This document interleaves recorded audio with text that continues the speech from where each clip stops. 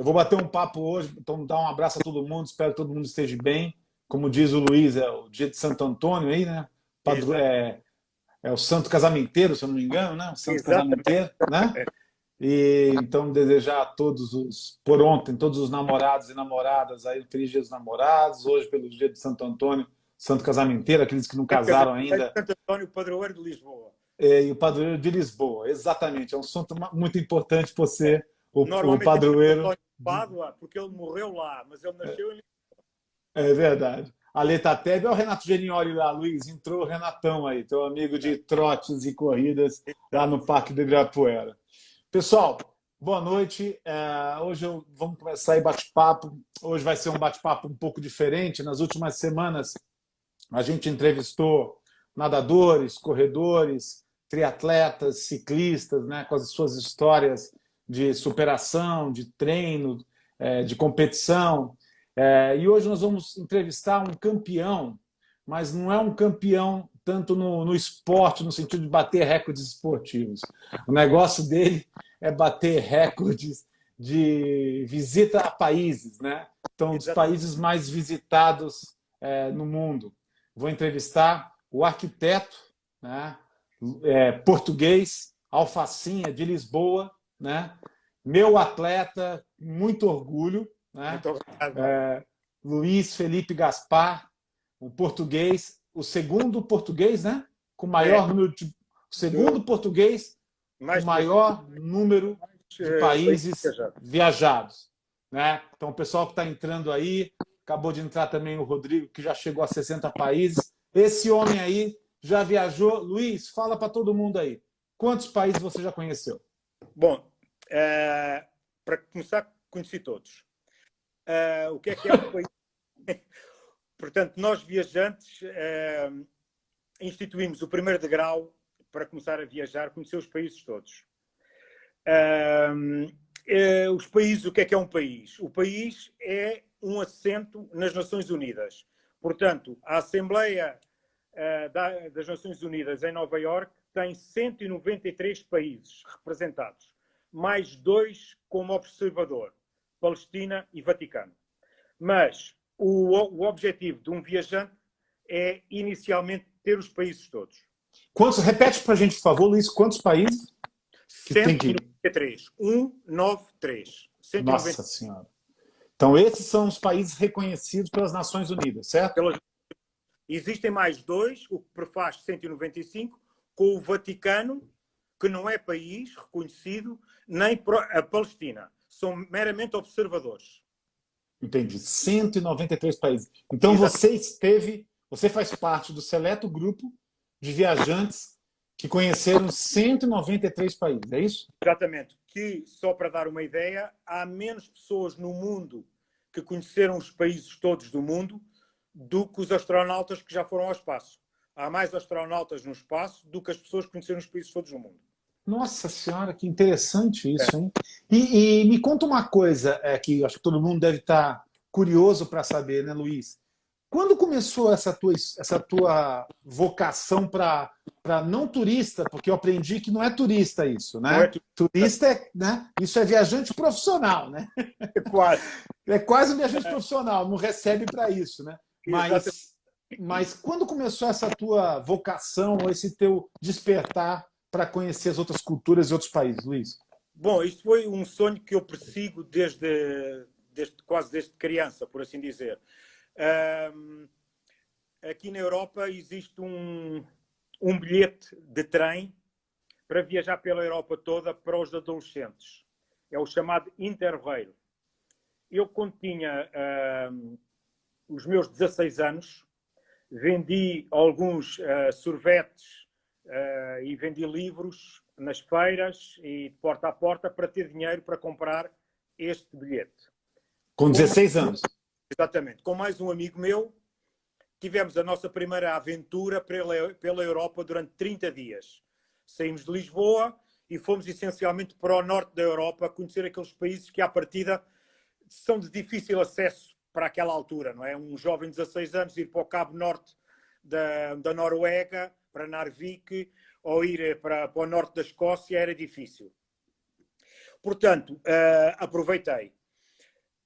Passado um mês, quando cheguei à minha casa e depois de ter gostado muito de viajar desta forma e de conhecer outras culturas, outros países, outras gentes, abri um mapa mundo no chão do meu quarto e disse: eu gostei de viajar.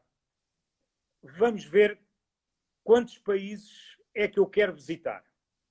Quantos lugares, quantos locais é que eu quero viajar. Comecei a apontar, 35, 40, 50, num minuto para o outro tinha 50 países, tinha 50 lugares, tinha 50 pontos de interesse a visitar no mundo. Isso contando o que você já tinha ido ou sem contar os teus que você já tinha ido? Não, sem contar o que eu já tinha ido. Quer dizer, depois um jovem depois abre um mapa ao mundo no chão do quarto e pensa, eu gostava de ir a Pequim, quero conhecer Tóquio, já ouvi falar em Sydney. Portanto, comecei a ver que já estava com muitos pontos. Fiz uma conta em relação à minha vida de quantas férias é que eu iria ter até morrer. Portanto, fiz exatamente a conta ao contrário, porque nós pensamos que somos infinitos, não é? E eu pensei, talvez, bom, com 50, 60 anos já não vou ter saúde para viajar desta forma, tenho 16, quando não tenho grana, agora vou casar, tenho problemas de saúde, o meu pai não está bem, o problema do emprego não me deixa de ir viajar a 40, 35, 40 férias que nós temos em toda a vida. Férias para gozar mesmo. E já estou em atraso. Há 16 anos comecei a viajar que nem um louco, em busca desta falta para conhecer o mundo. Entendi. Pessoal que está entrando agora, tá? A gente está batendo um papo com o Luiz Felipe Gaspar, o português que já visitou 190, todos os 193 países que são reconhecidos pela ONU. Mário, é mais ou menos a primeira base para começar a viajar. Tá certo. Porque hoje em dia eu estou em 3 grupos de viajantes a nível mundial, onde nós trocamos as nossas experiências. Um destes grupos, que é um grupo da Califórnia, que é o TCC, Travel Century Club, só admite sócios com 100 países. Ah, olha isso, pessoal. Olha isso. Então, quer dizer, o Luiz ele começou a visitar, está contando que começou a viajar com 16 anos, né? Lá saindo de Lisboa e viajando. E aí ele olhou e falou: eu quero conhecer 50 países, né? Mais ou menos, né? Só que ele viu depois de um tempo que você, para ser reconhecido como um viajante e fazer parte de uma associação, que são quantas associações dessas no mundo? São 3? Essas mais prestigiadas são 3. São 3, né? As mais prestigiadas. E aí, chegando lá, os caras falaram: meu, para você entrar aqui, você tem que viajar. E não é só viajar, é você provar, né? Que você teve 100 países, né? Algumas tem que se provar que foi lá. Mas o esquema, aliás, eu até tenho uma história engraçada, que hoje em dia já passo para os viajantes, que estavam um dia a pedir carona entre a Guiana e o Suriname. Tá. Aqui para cima do Brasil. Exatamente. Nas Guianas, que eram 4, uma delas era a Guiana Portuguesa. Aliás, Guiana quer dizer terra sem nome. E, portanto, era a Guiana Portuguesa, que é o Amapá, depois a Guiana Francesa, que ainda se chama Guiana Francesa, que é um território ultramarino francês, o Suriname, que era holandês. E hoje em dia tem uma grande cultura da Indonésia e de indianos de hinduísmo. Existe a Guiana inglesa e existia uma província que hoje em dia é da Venezuela, que era a Guiana espanhola. Eu não sabia. Exatamente. Portanto, eram as 4 Guianas.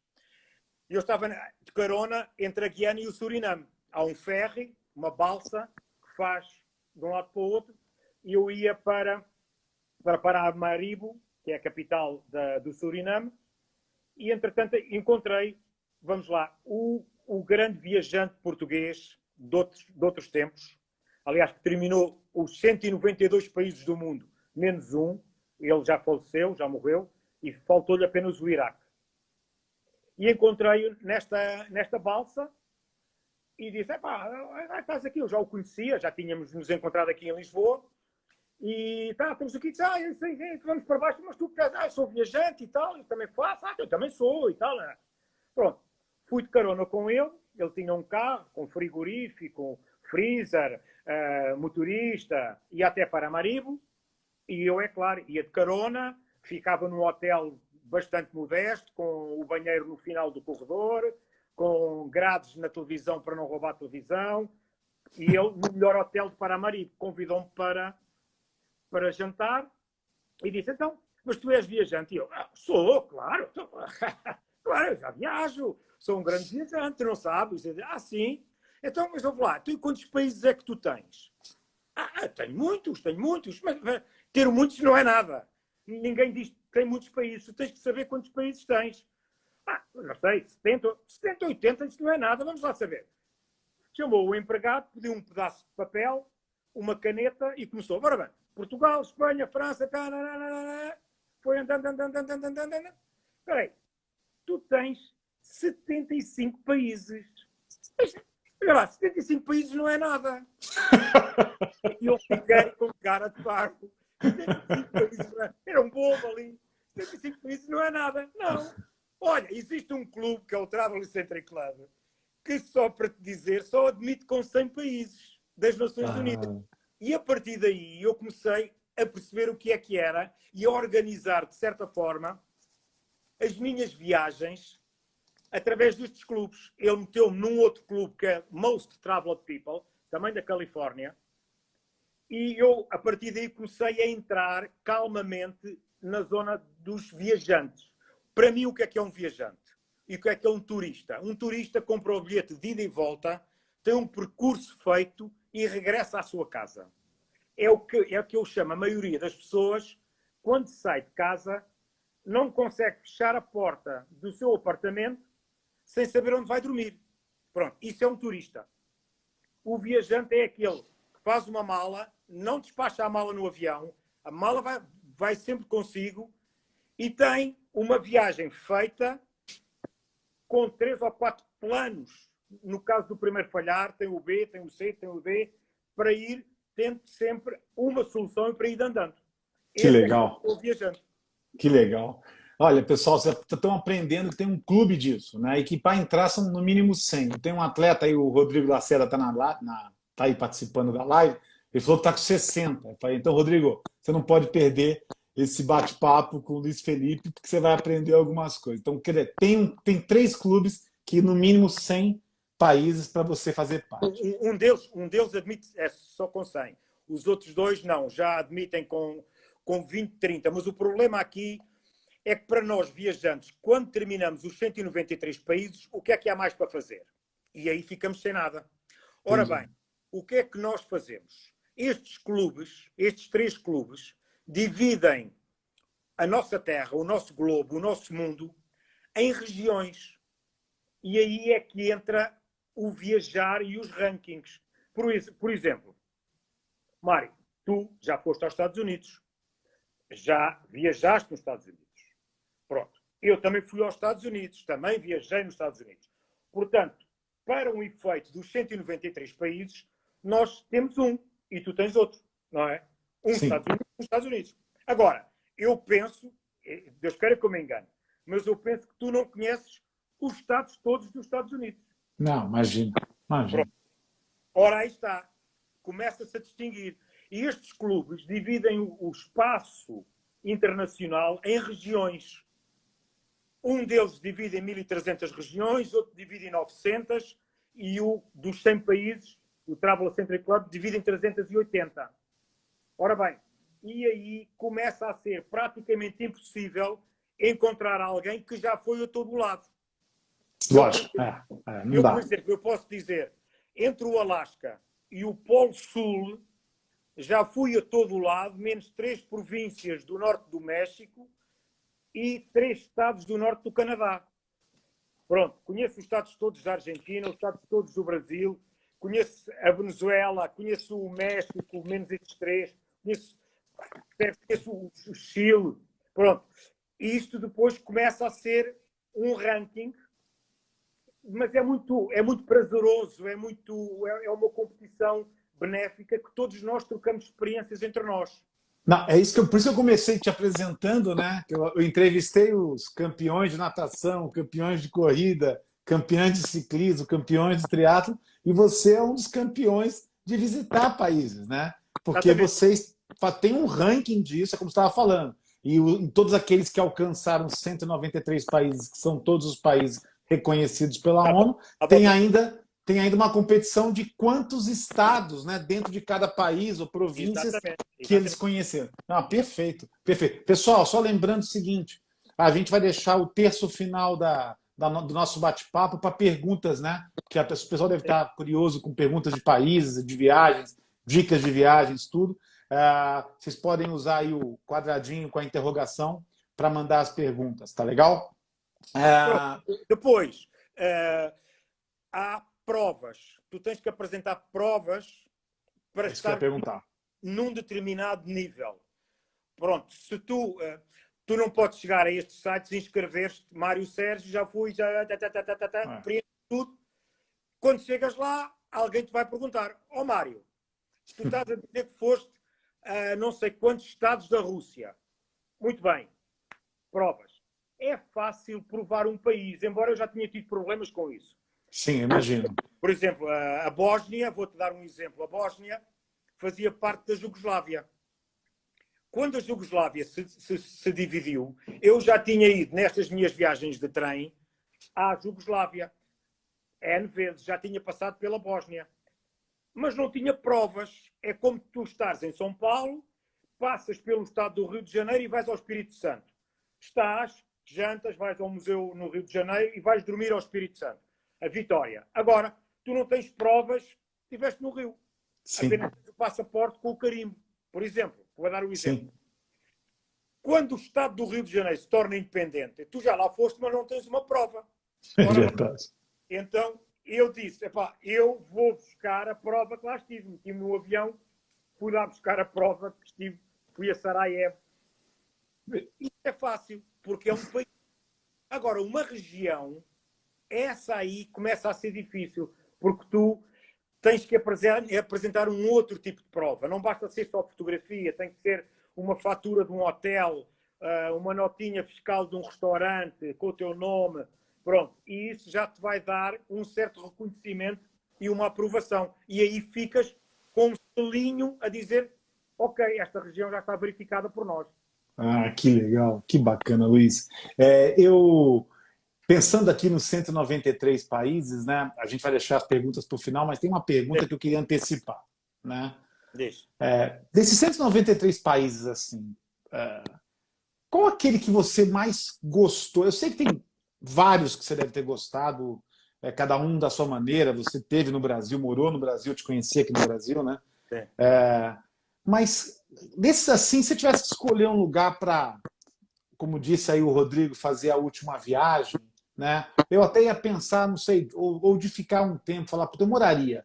Você está em Lisboa, né, que é teu lugar, mas olha, eu gostaria de morar num lugar. Qual seria esse país, ou esse lugar, ou essa cidade? Se tu me perguntasses qual tinha sido a viagem, eu poderia te dizer com muita facilidade que é a próxima. Também, a próxima, é verdade, sempre a próxima. Também hoje em dia já respondo de uma outra forma. A viagem que eu mais gostei é a viagem que eu estou a fazer. Isto é uma viagem de uma vida e não a vou dividir. Pronto. Agora, países que eu gostaria de visitar de novo, que eu agora visito muitos, é claro, países que porque eu esqueci-me de dizer aqui uma coisa que é um bocadinho importante. Eu, desde os 16 anos, que persigo, como ponto importante das minhas viagens, o património mundial da Unesco. Sempre me interessou o património da Unesco. E também há um ranking de quem visitou mais patrimónios da Unesco. Tem esse ranking também, tá? Também tem, esse é o 4º ranking. Aliás, no meu site, portanto, estão estes links todos. Que depois você vai falar teu site direitinho. Sim. Agora, podia ter, exatamente como muitos colegas nossos da Run Fun, que é preencher as maratonas todas do mundo, ou ir aos campeonatos de golfe, ou aos de ténis, ou às mais belas praias, os restaurantes Michelin, campeonatos de mergulho, não é? Qualquer coisa desse género. Mas eu fui à Unesco. E é através da Unesco que, como se fosse semeada pelo país inteiro, se eu vou aos diversos pontos de interesse da Unesco, vou conhecendo, de certa forma, o país. De qualquer forma, não fugindo à tua pergunta, os países ou as regiões que eu gostaria de viver, elas têm-se vindo a modificar ao longo da minha vida. Eu, assim que comecei a conhecer a Europa, gostava muito de viver no sul de França, Provence, que é de onde nós viemos. Pronto. Depois, quando comecei a conhecer mais um pouquinho do mundo, achei por bem, talvez, a Austrália, a Nova Zelândia, as ilhas do Havaí, que é um bocadinho uma cabana de amor, mas depois com o hospital nas nossas costas, se a gente tiver uma de dentro, não é? É porque tem que pensar nisso, né?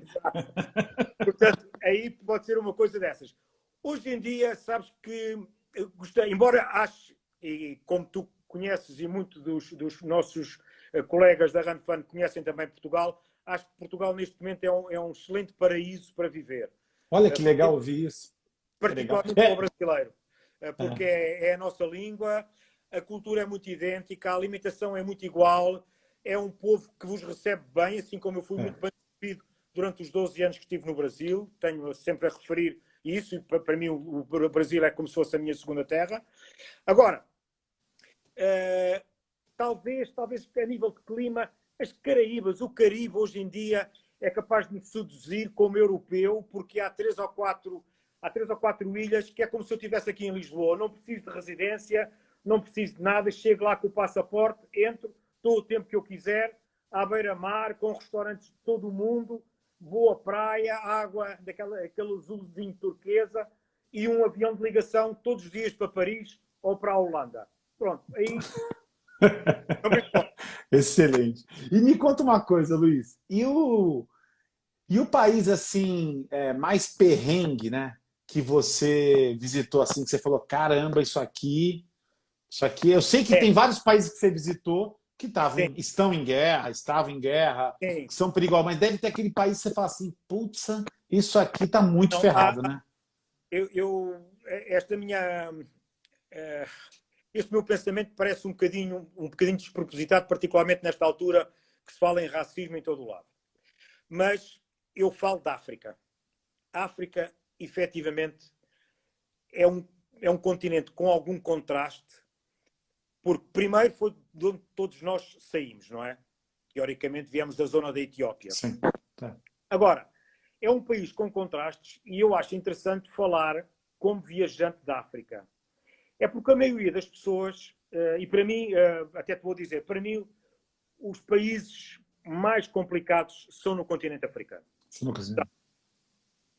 E quando as pessoas me ouvem dizer isto, dizem, então a África, mas a África é tão bonita.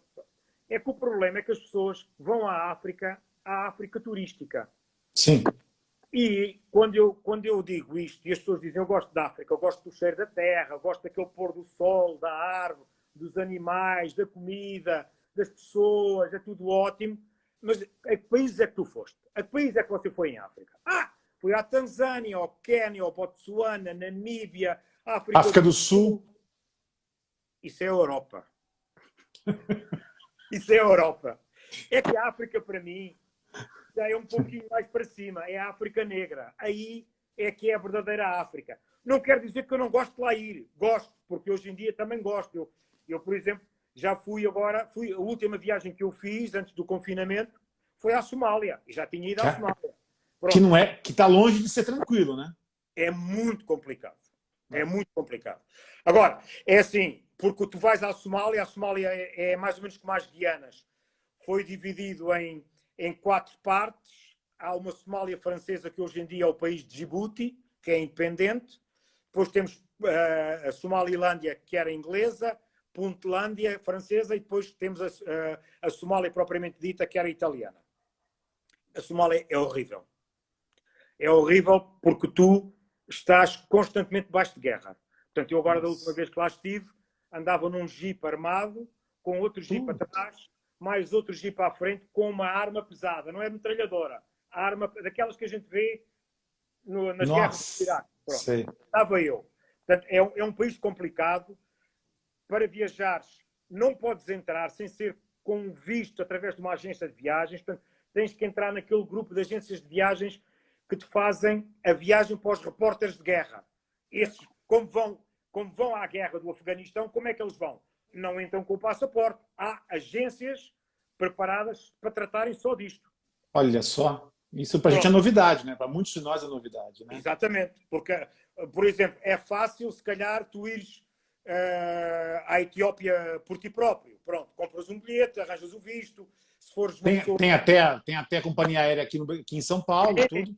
E vai, não sei. Agora, sair da Etiópia para o Sudão já começa a ser mais complicado. Sair da Etiópia para o Sudão do Sul, penso eu, para um brasileiro inexperiente, não vai lá nunca. E depois, como é que chega? Para onde é que vai de um país que está em guerra?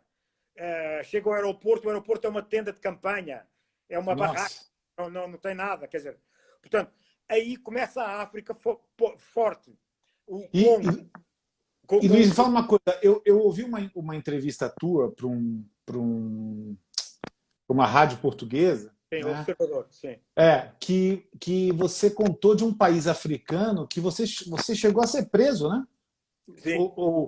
Aonde foi isso? Aí, rapidamente, estes países da África, como estão sempre atrás de propina, de um dinheirinho, rapidamente arranjam sempre uma encrenca para te prender. Eu posso dizer que não foi nesse, mas, por exemplo, mas esse é igual, é Guiné-Conakry. É que todos estes países, tipo Libéria, Serra Leoa, Guiné-Conakry, Nigéria, Congo, República Democrática do Congo, República Centro-Africana, Sudão do Sul, Sudão, Somália, tudo isto são países muito complicados. Mali, Níger, Líbia, são países complicados. O Sahara Ocidental. Portanto, como tiro muita fotografia, fui apanhado por um segurança do presidente que estava a tirar fotografias a barcos de pesca. E passado 3 ou 4 quilómetros existiu o Palácio Presidencial e eu não podia estar ali. E pronto, e fui preso. Eu pedi para entrar no consulado de França, falar com o cônsul antes de ir para a prisão, para haver um certo diálogo. E pronto, estive mais o segurança máximo do Presidente da República, o cônsul de França, que no fim de contas era o meu representante como europeu, e tivemos ali uma manhã inteira, sempre vai, não vai, ele com o passaporte dentro do bolsinho, até que depois, e eu sempre a dizer, mas eu não me importo de ser preso. Mas você andava a tirar fotografias, para quê e tal? Pronto, arranjava sempre aqui um esquema para me levar preso. E dizer, se os europeus prendem os guineenses na Europa, por que é que eu não posso prender um europeu aqui? Partem desta base. Eu depois fui liberto, ele deixou-me no centro da cidade e eu vim ao consulado e falar com o cônsul para lhe agradecer a amabilidade que ele teve comigo. E ele disse, olha, eu sou cônsul aqui nestes territórios há 40 anos e há muito tempo que eu não vejo uma pessoa falar com esta parte política tão amena. Porque eu vou-lhe dizer, eu vejo aqui alemães, noruegueses, italianos, que não conseguem falar com este senhor, que é o chefe da segurança do Presidente da República, da forma como você falou, e são presos.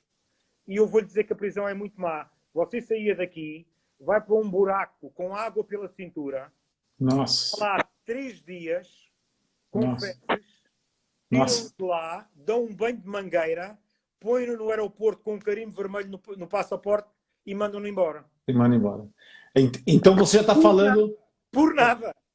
Então você já está falando que uma das características para quem quer ser um viajante, vamos dizer assim, sério, né, que quer conhecer os 193 países, o cara tem que ser calmo, né?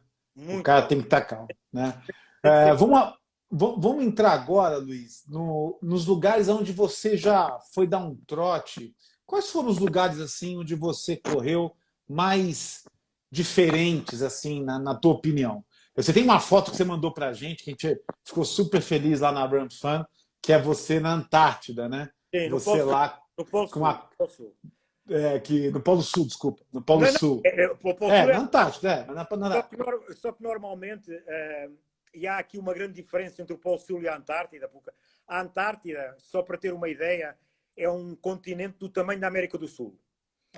E as pessoas normalmente que vão à Antártida, como eu já fui a minha primeira vez, pega um ferry, um barco, uma balsa, um iate em Ushuaia ou em Punta Arenas, na Terra do Fogo, e vai à Península Antártica ver pinguins, leões marinhos, sai do barco, volta para o barco, sai do barco, volta para o barco. Isto é como se fosse uma viagem, que é uma expedição, efetivamente, porque nunca se sabe o tempo que se vai encontrar na Antártida, mas é uma viagenzinha organizada. Entendi. O difícil foi o que eu fiz agora, no final do ano passado, que é ir ao interior do continente antártico. Portanto, há duas agências que voam, uma desde a África do Sul, outra desde o Chile, que voam para o interior, para 2 campos bases, de onde depois se fazem expedições para subir os montes, expedições científicas. Aliás, estive lá com uma equipa até de cientistas brasileiros, com uma jornalista da Globo, e alcançar o Polo Sul de avião. Portanto, só para dar a ideia, eu fui 4 horas e meia desde Chile a este acampamento base, e do acampamento base até ao Polo Sul foram mais 4 horas e meia de avião. De avião?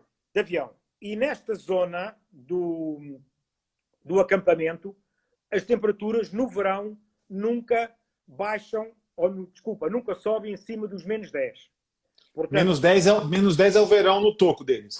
É a temperatura mais alta. Pronto. E é todo aquele continente que nós vemos, aliás, normalmente não se vê no mapa, não é? Mas pronto, quando a gente volta assim, o globo, quando é um globo circular, todo aquele continente é uma massa de água gelada e pedra. Não tem terra, não tem erva, não tem nada. Pedra e água. É um continente muito, muito forte, muito duro. Há uma corrida, há uma maratona, exatamente neste acampamento, que é a maratona da Antártida. Não é do Polo Sul. Há uma outra que é do Polo Norte. Essa é no Polo Norte. O Polo Norte é muito fácil de atingir, porque primeiro está a cota 0. E tu vais de barco, e o barco, o quebra-gelo russo, chega, vê pelo GPS, o Polo Norte agora é aqui, as pessoas saem, está aqui. Põem uma estaca, Polo Norte, e fazem uma corrida no Polo Norte. Agora, o Polo Sul, além de estar a 2.800 metros de altitude, que depois é refletido na altitude polar, é majorado para 3.200, 3.300 metros. Portanto, caramba, tudo isso? Tudo isso. Portanto, o Polo Sul, agora imagina, quanto mais alto, mais a temperatura é negativa. Portanto, o Polo Sul são temperaturas extra super negativas. A estação científica que está no Polo Sul, onde eu mandei a fotografia, não é? A fotografia é linda. Americana, está no Polo Sul. E durante o inverno do Polo Sul, as pessoas ficam incomunicáveis. Eles tomam 2 vezes banho por semana de 6 minutos cada banho. Nossa.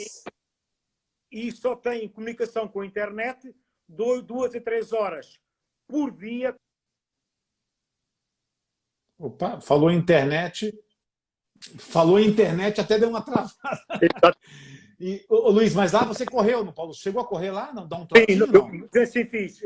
Por acaso, um outro português que também foi comigo, também faz maratonas também, e nós dispusemos a fazer um bocadinho. Foram 5, 7 km e meio até ao acampamento. Mas deu para perceber o que é correr naquelas condições. Naquelas condições. Menos 15 graus, com a roupa, com aquelas botas enormes. Mas pronto, deu para perceber. Uma outra corrida que eu tive, que não foi propriamente maratona, mas foi uma corrida que eu próprio me dispus a fazer, foi uma corrida pelo perímetro do segundo país mais pequeno do mundo, que é uma ilha no Pacífico, Nauru. A maioria das pessoas nunca ouviu falar. Nauru. Nunca ouvi falar. Nauru. Exatamente, portanto, dispus-me a fazer uma corrida à volta, que são 19 km. Aí tens que ter cuidado com os cães, há muito cachorro que vem atrás de ti, tens que levar um pau na mão, mas pronto, consegui fazer. Conseguiu dar a volta no país correndo. Exatamente. Agora, para nós que gostamos de maratonas e de fazer maratonas meias exóticas, há maratonas no Afeganistão, Poxa. Aí, pessoal, Afeganistão, hein? Aí, André, Exatamente. você que tá querendo ir para Afeganistão, olha lá, uma prova boa para você. Lembra Afeganistão. do André, do treinador? Então, Sim, botar ele lá no Afeganistão. exatamente, é o que ele merece. Há uma maratona no Afeganistão, há duas na Somália, há No uma na Afeganistão Arábia é em Saudita. Cabul mesmo. Em Cabul Sim? mesmo a maratona. No Afeganistão é em Cabul mesmo.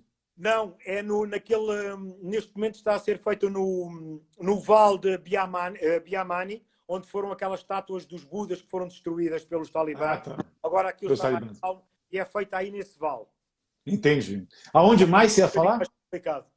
É, imagino. Aonde você ia falar mais? A Arábia Saudita, que agora É. está aberta ao turismo, portanto, o príncipe abriu a Arábia Saudita, que era também dos países mais complicados para ir. Pronto, e aí está aberto ao turismo, portanto, já há também aí essas maratonas. E depois, é claro, há aquelas do World Marathon, que tu sabes, não é? O Sim. Chicago, Boston, Nova York, mas pronto, isso aí já são maratonas normais onde nós podemos ir. É, e me conta uma coisa, Luiz. Você que conhece muitos países, né? E a turma aqui que está aqui dentro hoje conversando, tem gente de todos os tipos, né? Tem nadador aqui, tem corredor, tem os triatletas ciclistas, tem a turma que segue a gente também no Insta, tudo. Boa noite a Mas todos. vamos falar dessas provas, né? Você como viajante, né? Muita gente está, lógico, não esse ano por conta de tudo que aconteceu, né? Sim. Mas todo ano a gente tem um público sempre indo para Berlim, para Chicago, para Amsterdã, né? Para Nova York. Mas vamos olhar um pouco a Europa, tá? Gostei, cara. Lançaram um hashtag André no Afeganistão. Coitado do André. Mas Essa deixa, vai André, ser boa. André no se for para o Afeganistão. Afeganistão, eu vou contigo. É isso, ó. Pô, o Luiz Gastar vai, o Alfacinha vai contigo, André. Então, mas voltando. Vamos pegar primeiro a Europa ali, né? Que a gente tem a Berlim, tem Paris no começo do ano, tem Berlim mais em setembro, né? A partir do ano que vem, tem Londres. Me fala uma coisa, essas cidades, o que você daria de dica agora para o turista, né? Lógico que o turista não pode, um cara que vai correr uma prova não pode ser como você, né? Que não tem hotel, né? Uma coisa que você me falou foi o seguinte: eu não saio com um hotel reservado, né? Exato. Ah, mas, mas assim, as dicas que eu queria que você desse como viajante, como um cara que conhece, de lugares, eu vou te falar, de lugares que sejam pequenos, assim, lugares que você possa gastar menos, porque eu já tive em alguns países, né, e cidades que você come muito bem, sem precisar gastar tanto, né, ou ficar bem colocado. E mais uma coisa que eu lembrei agora, né, que eu nunca esqueci, quando eu tive a primeira vez em Portugal, né, para a meia maratona de Lisboa, em 2010, se eu não me engano, 2008, não, 2010 não, 2008, né, 2007 a 2008. Quando eu tive em Lisboa, foi você, Luiz, que me deu as dicas de Lisboa e mais do que isso, né? Eu vou contar aqui publicamente, agradecer publicamente ao Luiz, porque eu estava com a Suzana, minha mulher, indo para Lisboa, e o Luiz conversou com um amigo dele que era piloto lá da TAP, ele nos colocou na executiva e eu cheguei em Lisboa, pessoal, eu cheguei em Lisboa na cabine do piloto, vendo Lisboa, né, pela cabine do piloto, passando em cima do estádio do Benfica. E ali eu nunca esqueci, quero te agradecer por isso, Muito sempre que você fez, obrigado. essa delicadeza que você fez. E você ainda me indicou alguns restaurantes em Lisboa que eram simplesmente extraordinários e eram portinhas que para um turista dificilmente viria. Quais são as dicas que você daria para a turma que vai tão logo libere para a Europa, para as provas? Que dicas você daria para esse pessoal? Bom, hoje em dia nós temos uma série de ferramentas que podemos preparar uma viagem de outra forma. Eu uso muito o Booking. E Booking.com, né? através do Booking, que é uma plataforma muito séria, nunca tive um único problema com o Booking. Tu consegues perfeitamente aceder desde os hotéis mais caros aos mais baratos em relação ao teu porta-moedas, à tua moeda que tu queres gastar, quanto queres gastar, é o que está, não é a mais nem a menos. Normalmente, os os preços são aqueles. Se tem internet, diz que tem internet. Se tem lugar para estacionar carro, diz que tem lugar para estacionar carro. Portanto, o Booking, para mim, é uma boa plataforma. Depois existe o TripAdvisor em relação aos restaurantes, que também tem muita informação disponível e não só de turistas, mas também das próprias pessoas do lugar que põem comentários e são comentários muito atualizados. Perfeito. Eu normalmente ainda continuo a viajar de uma forma bastante básica e faço uma coisa que é, por exemplo, aqui na Europa ou nos Estados Unidos, alugo um carro sempre quando chego e tento dormir uma noite no carro. Ou dormir uma com o aluguel do carro feito. Pago. As cidades dos Estados Unidos, as grandes das cidades, eu durmo sempre nos motéis de estrada. Porque não vou ficar no centro de Nova Iorque porque é caríssimo. Não vou ficar no centro de Chicago, nem de Boston. Portanto, fico fora. E depois, com o carro, desloco-me para dentro da cidade à hora que eu quero. Pronto, para fazer uma maratona. Mas, de qualquer forma, também tens a plataforma Booking e arranjas um hotel através da planta da cidade, onde vai começar a maratona, quando é, quando não é, que horas é que é, o metrô, se há ônibus, se não há. Portanto, aí hoje em dia há uma série de plataformas que dá para nós percebermos bem o que é que Você começou a viajar na década de 70, certo? Na década de 70. Década de 70, né? 74. 74, né? Então você esteve em Berlim com o muro ainda, né? Várias vezes. Né? Foi a primeira vez que eu fui a Berlim tinha muro. E pronto, e apanhei um trem da Alemanha, a Alemanha propriamente dita, não é? Para a Alemanha de Leste, para a Alemanha Democrática, passei de trem, o trem não parava, e houve uma vez que teve que parar, mas é um género de um cais todo com rede e arame farpado, saem logo cães, ou saíam, para verificar o que é que se passa, se há alguém no trem a ir, os guardas do trem na Alemanha Democrática veem o trem todo, debaixo dos bancos, banheiros, veem tudo. Pronto, isso aí foi uma experiência interessante.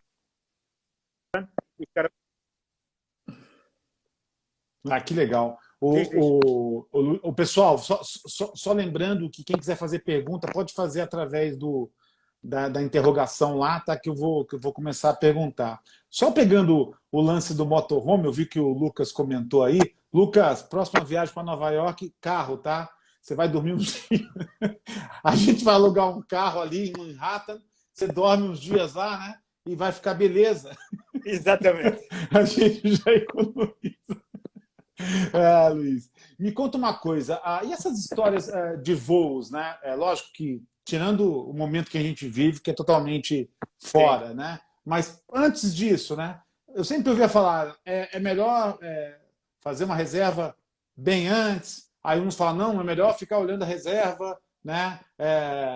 Em cima da hora, tal. Como é que vocês, viajantes aí que são viajantes focados, né?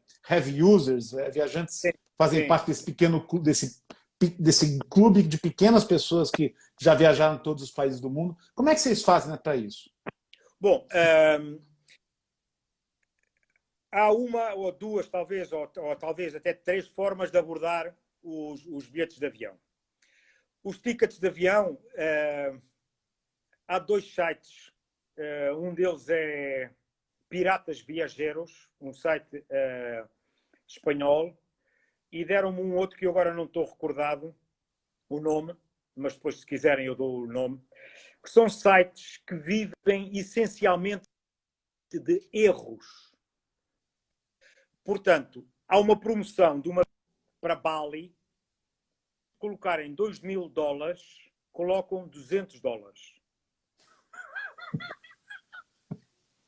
E há, normalmente, este erro corre rapidamente no site. E que Piratas Viajeros.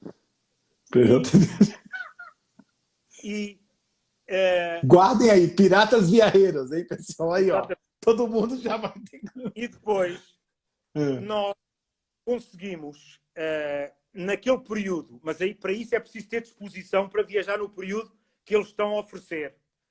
Para irmos, compramos o bilhete e eles aconselham inclusive em não comprar em turística, comprar em executiva. Em vez de gastar sim, porque em vez de gastar $200, gastamos $400 em executiva. E aí parece que o negócio fica mais sério e é mais difícil de eles cancelarem o teu voo.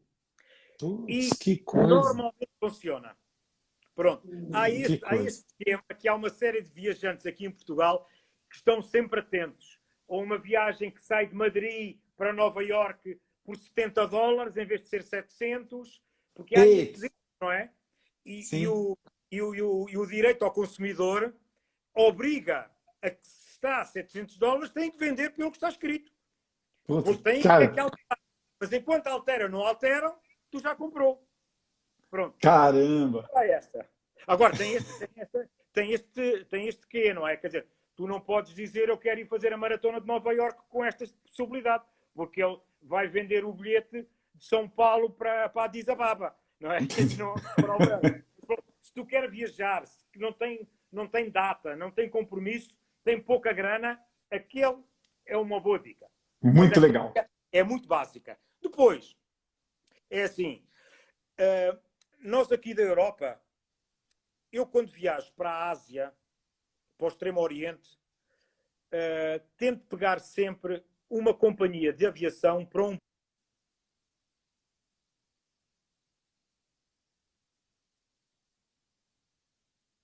Espera aí que deu uma travada. Vamos ver aqui. Na hora que eu queria falar... Sim. Opa, deu uma travada, Luiz. Repete, por favor. Sim. Porque deu uma travada porque eu fui pôr o cabo que estava com pouca bateria. Tá legal. Eu apanho sempre voos de companhias que sirvam os imigrantes da Europa, que são normalmente bilhetes muito baratos. Passo a explicar.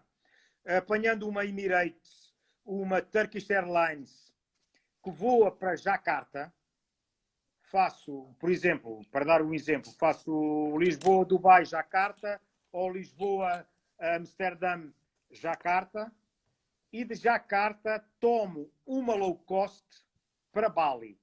E normalmente o voo grande são $700, $700 bem comprado, ir e voltar.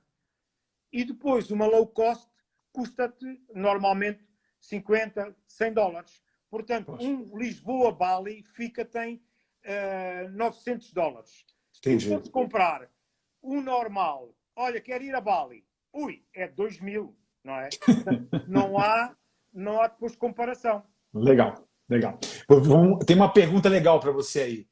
De todos os países que você conheceu, 193 países, qual foi a melhor culinária? Se você falar que é a portuguesa, então pula a portuguesa e depois da portuguesa, qual que foi a melhor culinária para você? Pois é, porque realmente a portuguesa é a melhor.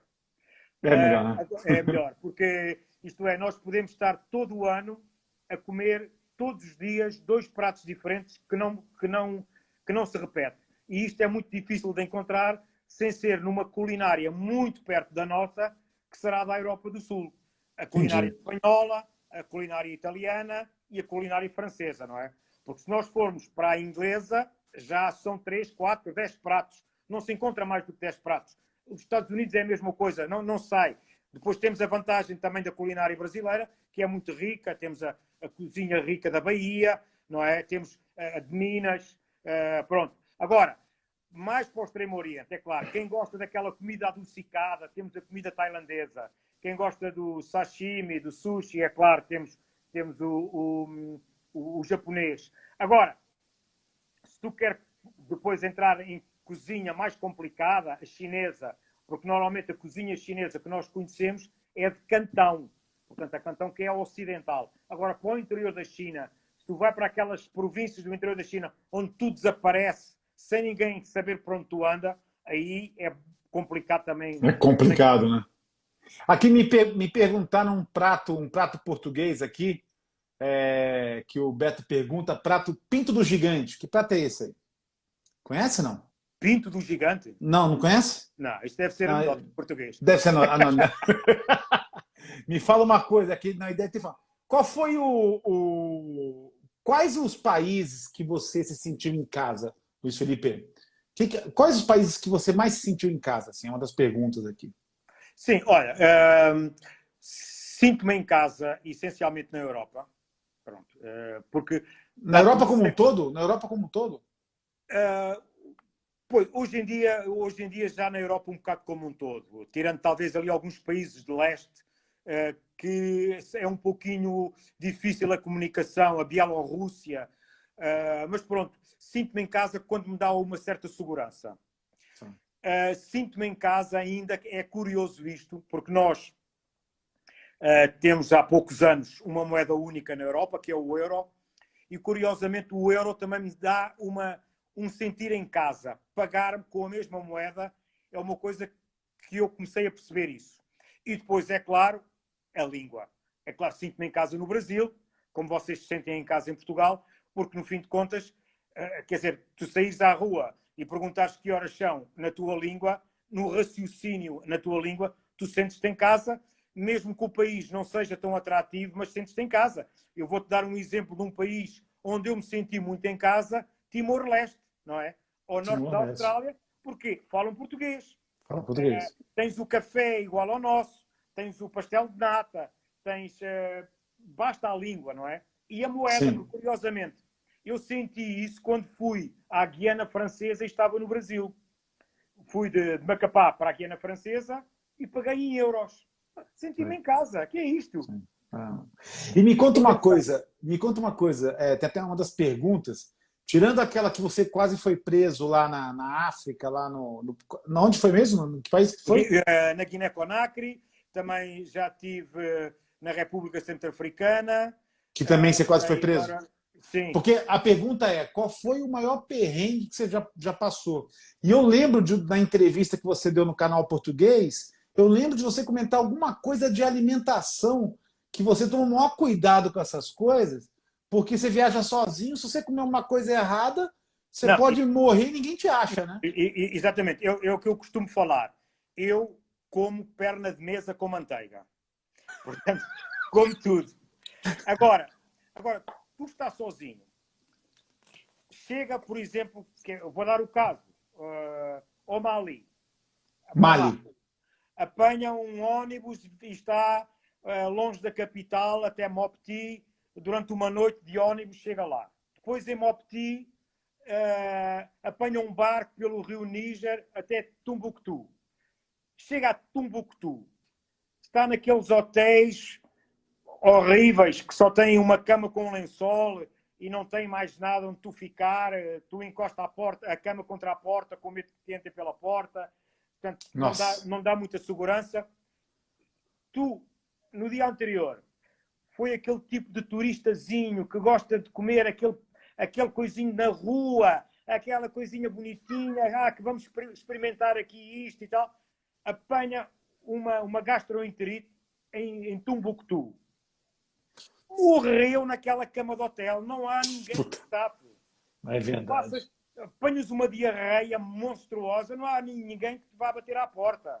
Só estão à espera que tu vais pagar a conta passado uma semana e quando o teu cadáver esperar mal, vão lá ver o que é que se passa. Agora, vale a pena arriscar o tal coisinha, dizer que eu comi um sorvete ou uma salada em Bamako? Acho que não, né?